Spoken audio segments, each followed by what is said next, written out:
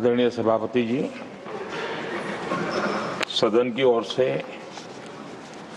मेरी तरफ से मैं श्रीमान हरिवंश जी को बहुत बहुत बधाई देता हूं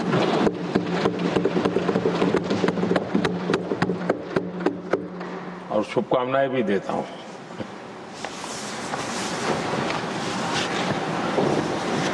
राज्यसभा उपसभापति के रूप में लगातार तीसरी बार निर्वाचित होना ये अपने आप में इस सदन का आपके प्रति जो गहरा विश्वास है और बीते हुए कालखंड में आपके अनुभव का जो सदन को लाभ मिला है, सबको साथ लेकर चलने का आपका जो प्रयास रहा है, उसको एक प्रकार से सदन ने आज एक मोहर लगा दी है और ये अपने आप में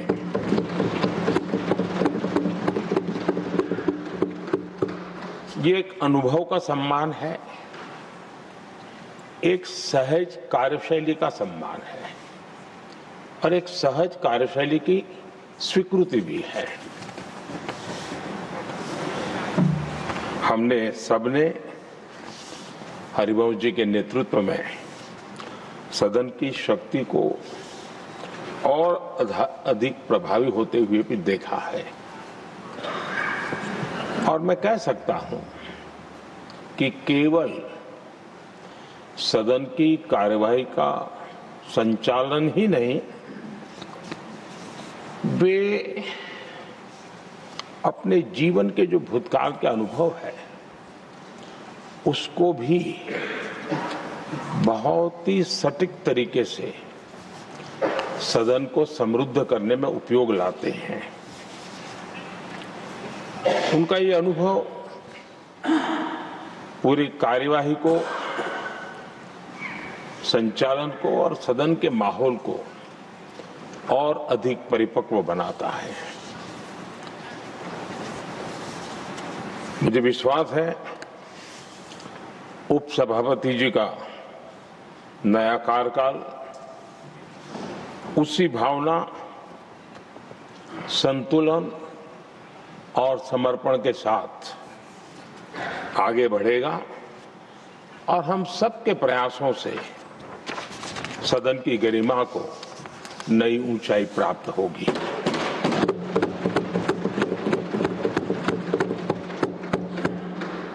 आदरणीय सभापति जी, हरिवंश जी का जन्म जेपी के गांव में हुआ और सहज रूप से ग्रामीण पृष्ठभूमि के कारण उन्होंने अपने गांव के विकास में विद्यार्थी काल से भी कुछ न कुछ करते रहे। उनकी शिक्षा दीक्षा काशी में हुई और इन सारे विषयों पर मुझे भूतकाल में बोलने का अवसर मिला तो मैं काफी कुछ कह चुका हूं, इसमें से आज को दोहराता नहीं हूं। एक बात का उल्लेख आज जरूर मैं करूंगा। आज 17 अप्रैल है और 17 अप्रैल 1927 हमारे पूर्व प्रधानमंत्री चंद्रशेखर जी की जन्म जयंती भी है।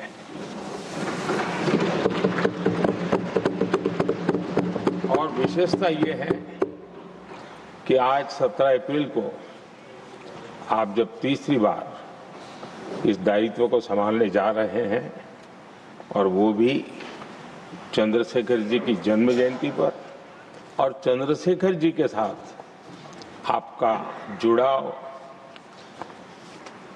उनके प्रति आपका लगाव और एक प्रकार से आप उनके सहयात्री रहे उनके पूरे कार्यकाल में, तो ये एक अपने आप में एक बहुत ही बड़ा सुयोग है।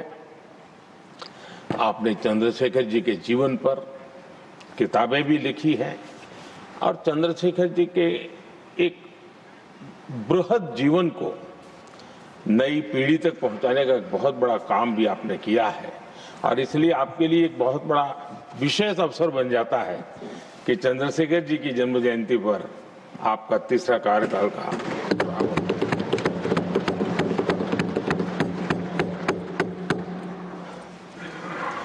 हरिवंश जी का सार्वजनिक जीवन केवल संसदीय कामों तक सीमित नहीं रहा है। पत्रकारिता के उच्च मानदंड आज भी आदर्श के रूप में रेखांकित किए जाते हैं। लंबा जीवन पत्रकारिता का रहा, लेकिन पत्रकारिता में भी उन्होंने उच्च मानदंड को हमेशा आधार माना। हम सब जानते हैं उनकी लेखनी में धार है, लेकिन उनकी वाणी में और व्यवहार में सौम्यता और शिष्टता भरी भरी रहती है। ये अपने आप में और मैं जब गुजरात में था तब भी मैं उनकी लेखों को पढ़ने की मेरी आदत रही थी और मैं देखता था कि वे अपना पक्ष बड़ी दृढ़ता के साथ रखते थे और मैं अनुभव करता था कि उसमें काफी अध्ययन के बाद उसका निचोड़ उस पर प्रकट होता था। पत्रकारिता में भी अंतिम व्यक्ति तक पहुंचने का उनका निरंतर प्रयास रहा और एक सफल प्रयास भी रहा। और हम देखते हैं सदन में भी, चाहे पॉलिसी हो या प्रोसेस हो, उन बातों का कहीं न कहीं छाया हमें हमेशा नजर आती है और ये हम सबके लिए सुखद अनुभव है। वे समाज की वास्तविकताओं के साथ गहरे जुड़ाव के साथ काम करने वाले रखते रहे।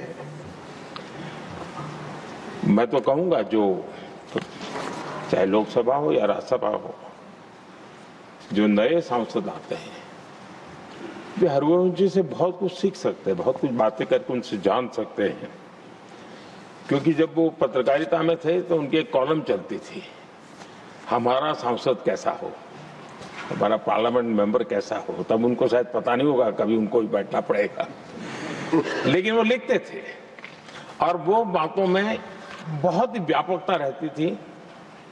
सदन की गरिमा और बैठने वाले सदस्य का दायित्व और उसके आचार विचार को लेकर भी बहुत गहरा उनका अध्ययन रहता था और उन बातों का उपयोग आज हमारे सदन के साथी उनके साथ बैठ करके बहुत कुछ जान सकते, सीख सकते हैं। समय की पाबंदी, एक डिसिप्लिन लाइफ में और अपने कर्तव्यों के प्रति गंभीरता, ये आपकी विशेषता रही है और शायद इसी के कारण आप सर्वस्वीकृत व्यक्तित्व आपका विकसित हुआ है। हमने देखा होगा जब से वो राज्यसभा के सदस्य बने हैं, मैं कह सकता हूं कि पूर्ण समय वो सदन में होते हैं।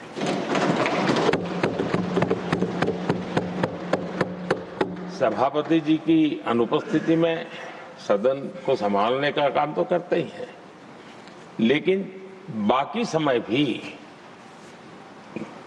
यहाँ कमेटी का कोई भी व्यक्ति बैठा हो तो भी वे सदन में हमेशा अपनी मौजूदगी रहती है। हर बात को सुनते हैं, उस समय सदन का जो संचालन करते हैं उनके कार्य को भी देखते हैं और ये इसके पीछे उनको अपना जो दायित्व है उसके प्रति उनकी जो प्रतिबद्धता है उसके कारण ये संभव होता है और ये हम सब के लिए सीखने जैसा है। और मैंने देखा है कि वो पूरा समय इन चीजों के लिए वो खपा देते हैं। आदरणीय सभापति जी, उपसभापति के तौर पर सदन को कैसे चलाया, सदन में सदस्य के तौर पर क्या योगदान दिया, इस बारे में हम स्वाभाविक रूप से एक सकारात्मक चर्चा करते रहते हैं। लेकिन सदन के बाहर जनता के बीच वो कैसे अपने लोकतांत्रिक और सामाजिक दायित्वों को निभाते हैं, ये भी हम सार्वजनिक जीवन में जो लोग हैं उनके लिए सचमुच में ध्यान आकर्षित करने वाले विषय हैं और हमने उसको देखना चाहिए। मैं अपने अनुभव से कह सकता हूं उनके काम सराहनीय तो है ही, अनुकरणीय भी है। हमारा देश युवा देश है और मैंने देखा है कि हरिवंश जी ने अपने समय का उपयोग सबसे ज्यादा युवाओं के बीच में बिताना पसंद किया है। युवाओं को में लगातार गंभीर विषयों पर जागरूकता बने, एक प्रकार से लोक शिक्षा का काम निरंतर चलता रहे, ये अपने आप में वो लगातार करते रहते हैं। वो देश भर में उनका भ्रमण रहता है। वे मीडिया के नजरों में बहुत ज्यादा रहने का उनका शौक नहीं है, लेकिन भ्रमण और कार्यक्रमों की श्रृंखला उनकी लगातार चलती रहती है। 2018 में जब उन्होंने राज्यसभा के उपसभापति की भूमिका निभानी शुरू की, उसके बाद जो मेरी जानकारी है, कॉलेजेस और यूनिवर्सिटीज में 350 कार्यक्रम किए हैं। ये बहुत बड़ा काम है। देश की यूनिवर्सिटीज और कॉलेजेस में 350 से अधिक कार्यक्रम, जाना आना, उनके साथ बैठना, बातें करना, उसके लिए विषयों की तैयारी करना, ये अपने आप में बहुत बड़ा एक प्रकार से अपने व्रतस्थ के रूप में इस काम को किया और युवाओं से ही जुड़ने के लक्ष्य को आपने जरा भी ओझल नहीं होने दिया है। और विकसित भारत का सपना युवाओं के लिए भी क्यों होना चाहिए, इस मूल विषय को अलग अलग तरीके से जिस प्रकार से विद्यार्थियों का मूड हो वो बताते रहते हैं। विद्यार्थियों में, युवा पीढ़ी में एक आत्मविश्वास कैसे पैदा हो, निराशा से वो हमेशा हमेशा बाहर रहे, इन सारे विषयों की चर्चा वो करते हैं। उनके कुछ ऐतिहासिक रेफरेंस के साथ बात करते हैं कि हम ऐसे क्या कारण है कि हम जितनी तेजी से जाना चाहिए था आगे नहीं जा पाए, अब अवसर क्या आया है, सारी बातें वो, और देश कितनी बड़ी छलांग लगा सकता है, ऐसे का आत्मविश्वास भरने का काम उनके द्वारा होता है। आजकल देश में लिटरेचर फेस्टिवल एक बड़ा सिलसिला चला है और अब तो वो टियर 2, टियर 3 सिटी तक भी वो सिलसिला चला है। लिटरेचर फेस्टिवल्स में भी हरिवंश जी का अक्सर जाना होता है और उस समाज के उस तबके को भी वो अपने विचारों से प्रभावित करते रहते हैं, प्रेरित करते रहते हैं। आदरणीय सभापति जी, मैंने उनके जीवन का एक प्रसंग जो सुना है, शायद हो सकता है साल वगैरह में मैं बहुत मेरी जानकारी सटीक न भी हो, मैंने सुना है कि 1994 में हरिवंश जी पहली बार विदेश यात्रा की और वो अमेरिका गए।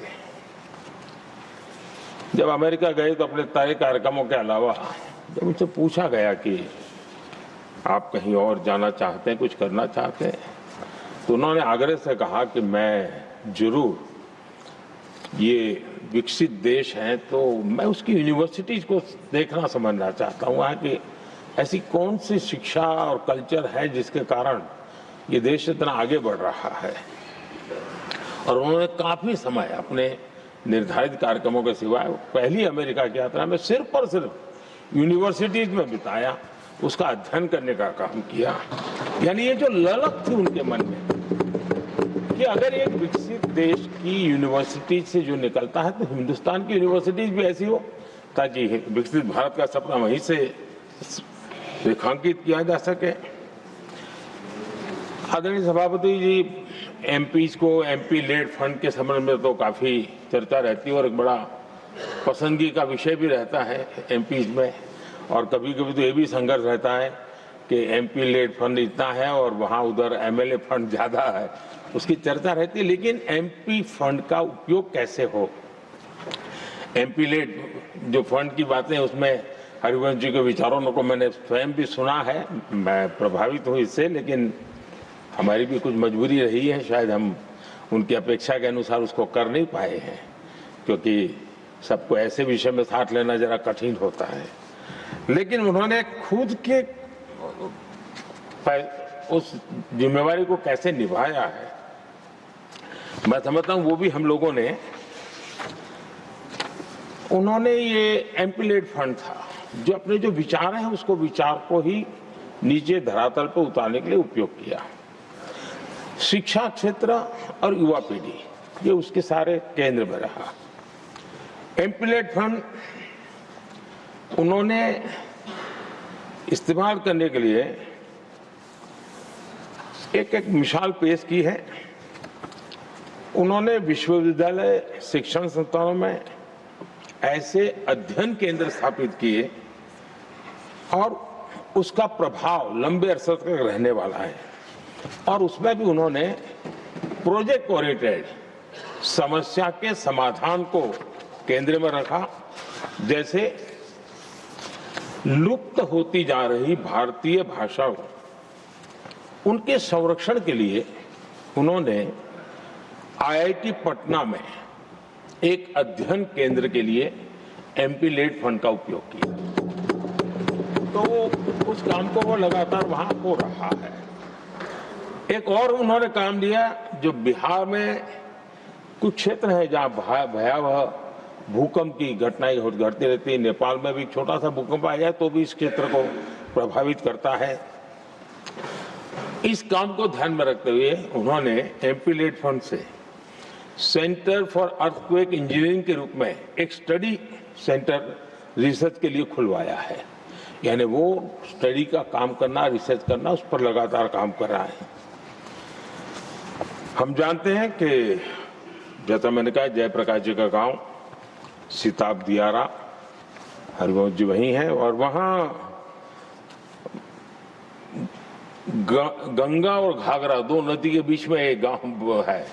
तो हमेशा ही जल के कारण जो कटाव की समस्या रहती है वो गांव परेशान रहता है, और नदी धारा भी बदलती रहती है तो विनाश भी बहुत होता रहता है।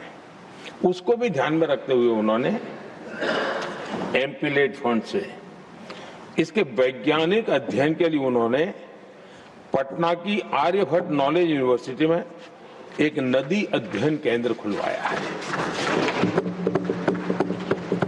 पटना के ही चंद्रगुप्त प्रबंधन संस्था में वो business incubation and innovation centre बनवा रहे हैं। एआई के उस दौर में मगध विश्वविद्यालय में आर्टिफिशियल इंटेलिजेंस सेंटर बनाया है। यानी एमपी लेड फंड का एक निर्धारित दिशा में काम कैसे किया जा सकता है, इसका एक उदाहरण आपने प्रस्तुत किया है। आदरणीय सभापति जी, हम सभी ने अनुभव किया है कि लोग जब अपने गांव से स्थानांतरण करते हैं, दूसरे शहर में जाते हैं, तो जीवन में एक प्रकार से गांव से कट जाते हैं। हरिवंश जी का जीवन आज भी गांव से जुड़ा रहता है, अपने गांव से जुड़ा रहता है। वो लगातार वहां के सुख दुख के साथी बन करके वो अपना जो भी कंट्रीब्यूशन कर सकते हैं वो करते रहते हैं। आदरणीय सभापति जी, जिस संसद की नई इमारत में बैठे हैं, उसका जब निर्माण कार्य चल रहा था तब मुझे उनके साथ निकट से काम करने का अवसर आया और मैं अनुभव कर रहा था कि जो विचार मेरे मन में आते थे, मैं हरिवंश को कहता था मैं ऐसा करें तो कैसा होगा।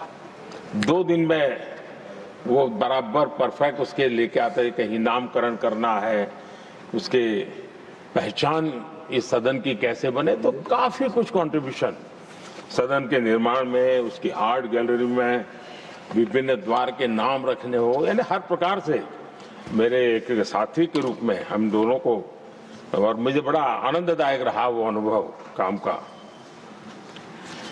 आदरणीय सभापति हरिवंश जी के सदन को चलाने की कुशलता को तो हम भली भांति देखे हैं, लेकिन साथ साथ उन्होंने राज्यों की विधानसभाएं, विधान परिषदें और वहां जो प्रिसाइडिंग ऑफिसर्स हैं उनको भी कैसे मददरूप होना, उनके लिए किस प्रकार से आवश्यक उनके ट्रेनिंग के लिए काम किया जाना, उसके लिए भी काफी समय दिया और उन्होंने लगातार उनके लिए समय दिखाया। कॉमनवेल्थ पार्लियामेंट्री एसोसिएशन में भी उन्होंने भारत की डेमोक्रेटिक व्यवस्था की छाप छोड़ने में बहुत बड़ी सक्रिय भूमिका निभाई है। मुझे पूरा विश्वास है कि 21वीं सदी का ये दूसरा क्वार्टर ये सदन को बहुत कुछ कंट्रीब्यूट करना है, देश को प्रगति के पथ पर ले जाने में, विकास के लक्ष्य को प्राप्त करने में। मुझे विश्वास है कि सदन के द्वारा बहुत कुछ होगा और उसके कारण पीठाधीश सबका दायित्व बहुत बड़ा होता है। हम सबका बड़े विश्वास से मैं कह सकता हूं कि सभी साथी आप जो चाहते होंगे उसको पूरा करने के लिए सहयोग करते रहेंगे और आपके काम को कठिनाइयों में न परिवर्तित करें, इसके लिए ताकि आप ज्यादा आउटकम दे सकते हैं। और मुझे विश्वास है सब लोग इसको करेंगे। और मैंने पहले भी कहा था कि हरि कृपा पर है सब कुछ और हरि तो यहाँ के भी है, हरि वहाँ के भी है और हरि यहीं बैठेंगे, तो हरि कृपा बनी रहे, इसी एक अपेक्षा के साथ मेरी आपको बहुत बहुत शुभकामनाएं हैं। बहुत बहुत धन्यवाद।